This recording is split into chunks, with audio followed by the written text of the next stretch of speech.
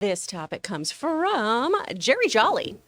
NPR is reporting that Rick and Morty co-creator Justin Roiland is being dropped by Adult Swim due to domestic abuse charges being filed against him. Shouldn't he have his day in court before losing such a lucrative partnership? Are we not innocent until proven guilty? I'd love to hear your point of view. All right. Thanks a lot for saying that in. And this is unfortunately like one of these horrible stories that you got to cover, but this is having an immediate direct impact on the entertainment that people watch. Good entertainment. That a lot of people love, that is having a direct impact on it right now, where it has been reported now that, what's it called? The Cartoon Network Swim? Or Adult Swim? Adult Swim. Thank you. Adult Swim has parted ways and is no longer going to be working with Rick and Morty co-creator and the starring voice of both Rick and Morty, if I'm not mistaken. Justin Roiland has been removed from Rick and Morty. This comes to us from the folks over at the Hollywood Reporter, who said the following. On January 12th, NBC News was the first to break on the news that Roiland was charged with 1 count of domestic battery with corporal injury and 1 count of false imprisonment by menace, violence, fraud, or deceit in Orange County based on alleged 2020 incident with an unnamed Jane Doe that Roiland was dating at the time. Roiland has pled not guilty and in 2020 was released on $50,000 bond. Several pretrial hearings have already occurred, and Roiland is expected to return to court on April 27th. This is, again, coming to us from the Hollywood Reporter. Okay. Like most situations that come up that are like this, let's first all acknowledge that you don't know shit about this, and neither do I, right? We were not there. We haven't seen anything. Anybody that comes to you and says, I know he did this or I know he didn't, is effing lying. Let's just all acknowledge right now that we are all going on a very, very finite number of facts that we actually know, okay? So let's just all acknowledge that right up front. And let's now deal with what we do know. All right, so in 2020, an incident happened to which the police got involved and stuff like that, and Roiland got arrested, released on $50,000 bond, and now, 2.5 years later, he has now been charged with domestic battery and with false imprisonment. And as a result, Adult Swim have decided to part ways with him. Now, I've seen 3 comparisons being made online that I think we need to address right here, right now. So let's go over to the classroom for a second. The first thing I see a lot of people bringing up is Ezra Miller. Right. I've had a lot of people writing to me today. Wonder why? Why would they do that? Yeah, saying, I don't get it. How come they don't fire Ezra Miller, but they fire this guy? All right. If you see anybody saying this, can you please correct them? Ezra is not shooting more stuff for DC. Make no mistake, Ezra is out as Flash. All right. Make no mistake about that. You're never going to see Ezra Miller play Flash again. Now, obviously, they're not going to come out and say that right now because they got a movie to release. They're going to release this movie. Some time is going to pass after the movie's released. And then they're going to announce, due to scheduling conflicts, we've gotten a new actor to play Flash or whatever. Ezra's never going to be Flash again. But the key thing here is Ezra shot the movie, and the movie was basically done and made by the time all this stuff about Ezra came up. With the Roiland situation, this is an ongoing thing. They're only, I think, halfway through making season 7 right now. They got to make seasons 8, 9, and 10. So this is an ongoing thing. The long and the short of it is that this is not comparable to the Ezra Miller situation. This is a totally different ball of wax, a horse of a completely different color. This is comparing apples to spaceships. They're 2 totally different things. Also, the other thing we're seeing coming around a lot is the comparison to Depp, right? The comparison to Depp. A bunch of people will say, well, this is just like the Johnny Depp situation where maybe Warner Brothers, moved too quickly to separate themselves from. Of course, one court in England said Depp did what he did. One court in the United States say he didn't. The fact of the matter is, whatever. A lot of people are drawing comparisons. However, there is a major significant difference between the Johnny Depp situation and this situation, which makes it night and day. And that's 2.5 years. What do you mean 2.5 years? Well, I mean this, that the incident happened in 2020. In that time, the police and prosecutors have had 2.5 years to investigate it, look into it, evaluate the evidence that we don't have and I haven't seen and I can't make any judgment calls on at all. But I'm saying they had a process of 2.5 years to go through this, and only now, after going through that process, have they decided to actually bring charges. And now he is officially charged. That's a very different thing from what the Johnny Depp situation was, which, by the way, no charges were ever filed against Johnny Depp. Like, even the court in England that said he did it, that wasn't charges being brought against Johnny Depp. That was a Johnny Depp lawsuit that he was bringing. That was a totally separate thing. This is very, very different in the fact that charges have been brought after the district attorney and the police have had an ample amount of time to evaluate and look at the evidence. Now, that doesn't mean he's going to be found guilty. Let's be very clear about that. I don't mean he's going to be found guilty, but it makes it fundamentally a different situation than what the Depp situation was. All right. There's the third thing that I hear a lot of people talking about, which is exactly what you just said. What about innocent until proven guilty? What about innocent until proven guilty? Huh? Well, we do live in a society where you are innocent until proven guilty.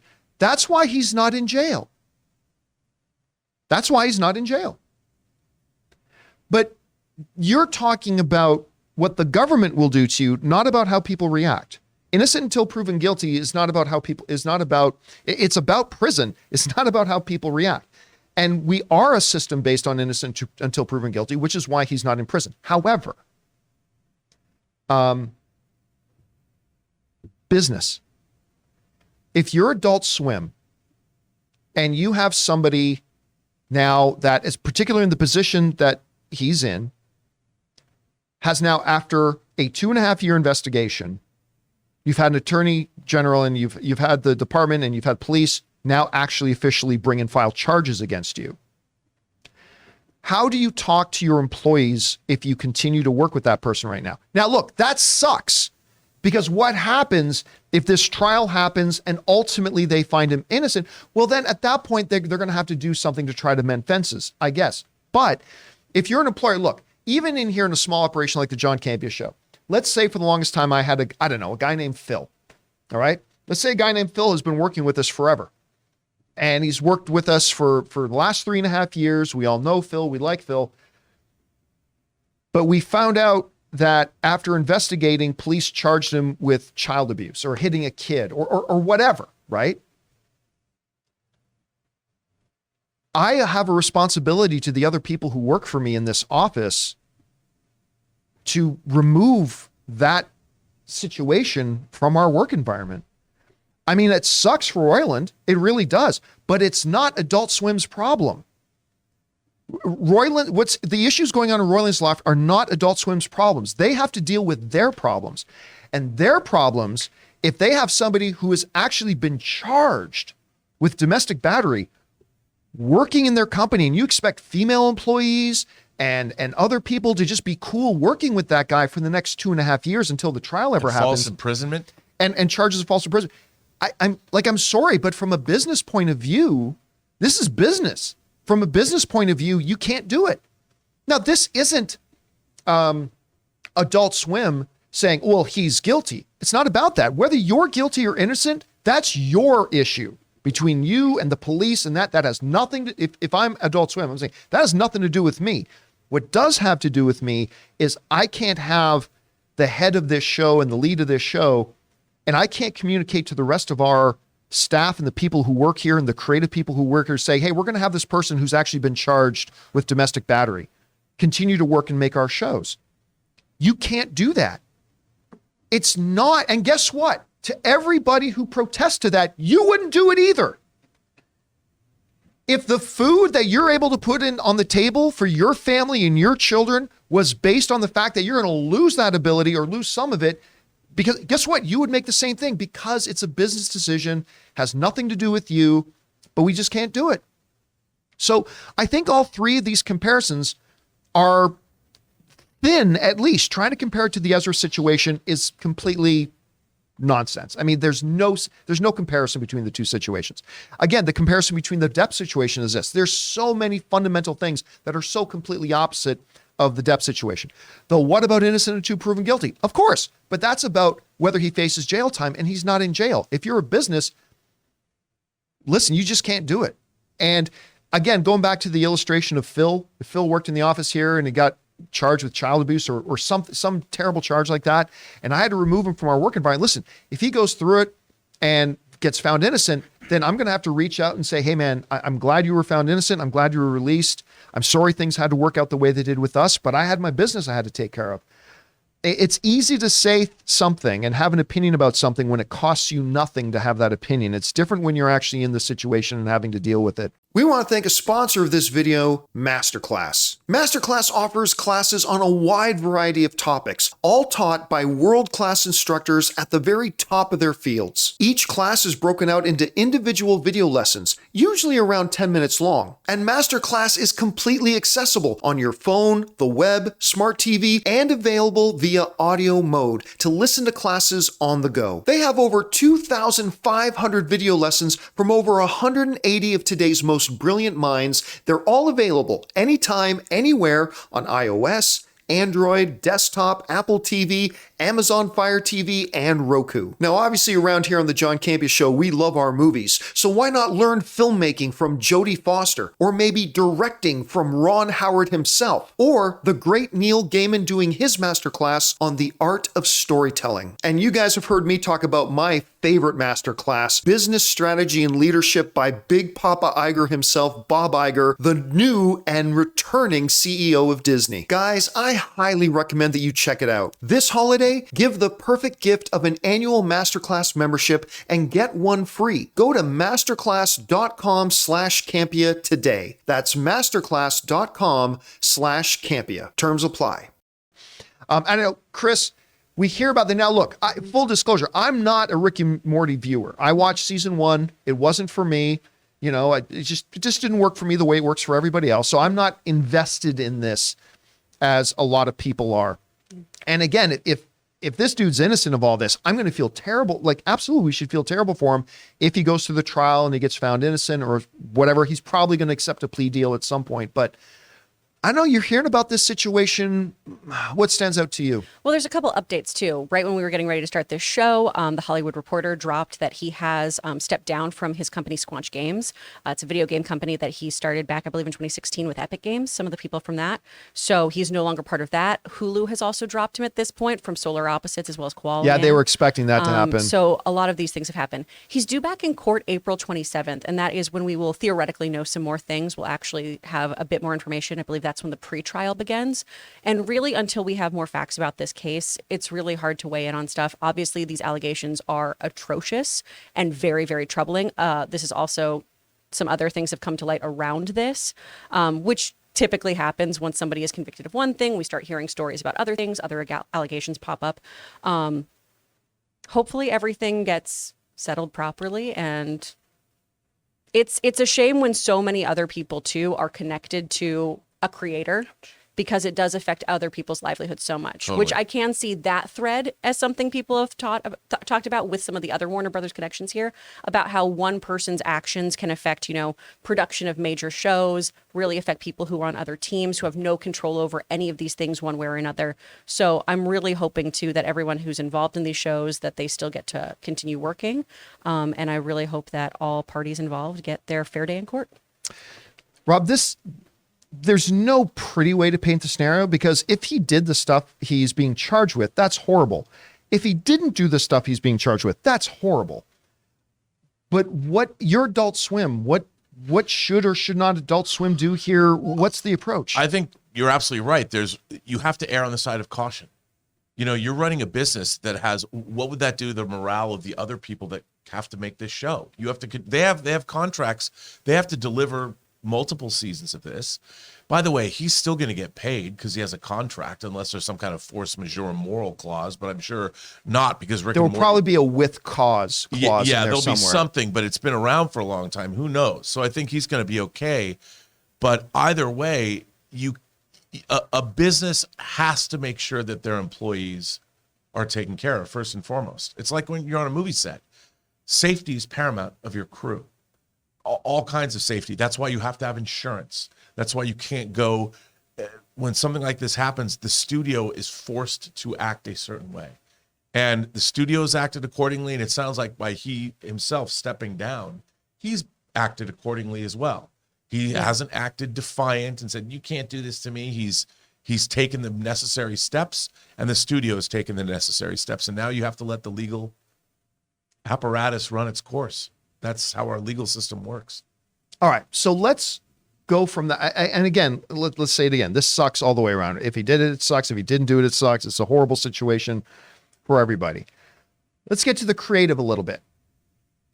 While this is not necessary, again, I watched the full first season, not for me, so I didn't watch the rest of it. But this is a popular show. Mm-hmm. And not only is this guy the co-creator along with Dan Harmon, not only is he co-creator of the show, but he is the voice of Rick and Morty. He's the lead voice of both of them. So as somebody who's not a Rick and Morty fan myself, I can't really speak to this. But Chris, like, how off-putting or not is it going to be for the guys who have watched Rick and Morty for years to all of a sudden have different voices? I don't know. Is this going to be a big deal for them as a show or not? What do you think? Well, there's something in voiceover called a sound-alike. You'll hear this with a lot of celebrities, actually. This is one of the ways that Eric Bauza kind of got his start before he was doing all the Looney Tunes characters, was he would do Antonio Banderas' voice or Paul Giamatti's or things like that. So you have a lot of actors who specialize in doing these really killer impressions. And the key to that is not being able to just say catchphrases, but say anything in that voice. If you think you've got a great Goofy, you need to be able to do Samuel L. Jackson's monologue from Pulp Fiction as Goofy. That's kind of the way this works. You need to be able to say anything as that character. Lots of people are able to do an impression of this voice. There is something always jarring when you do change. It's why a lot of times, you hear the Muppets and you go, that's not my Kermit. That's weird. But you adapt over time. You get used to it. Change is always jarring to any of us, but if it's a change for the better, we'll get on board. When you said that, I just thought of that one Family Guy cutaway scene. It's like when they got different voices for the Muppets, and Fozzie comes on, it's just waka waka. It's like, but Rob, I mean, getting to the show itself, this is a show. There's a lot of fans that have been watching this show for years, and now it's not just one of them; it's the two main voices. And I think he does a couple of the other voices in the show that aren't as important. But do you think that in and of itself is going to have an impact? I think it could, but here's the thing. Again, you go back to character and story. I think that if they find, there's a lot of talented voiceover artists out there, and if they find some people, maybe not the same person, they might have to cast two different actors. I think if the writing stays up to par, I think the show will survive. It'll survive this. But again, it comes down to the writing and the characters, as always. But yeah, it's going to be a transitional period, but I'll bet you they'll even write this in canonically to the show. They'll do something that accounts for this. Yeah. Morty will hit puberty or go through a growth spurt. Something like that. Something's going to happen. Rick will sober up for a little while. Yeah, that's exactly what. And then people will be like, they won't even notice. All right, guys. Look, again, it's all the way around. It's a terrible situation for the victims involved, for him if he didn't do it, for the people who just enjoy watching the show now have this big stigma drama attached to it now. I don't know. It's a terrible thing all the way around. What do you guys think about this and the moves that have been made? What do you think they should have done, shouldn't have done? Whatever you guys think, jump down to the comment section below and let us know your thoughts.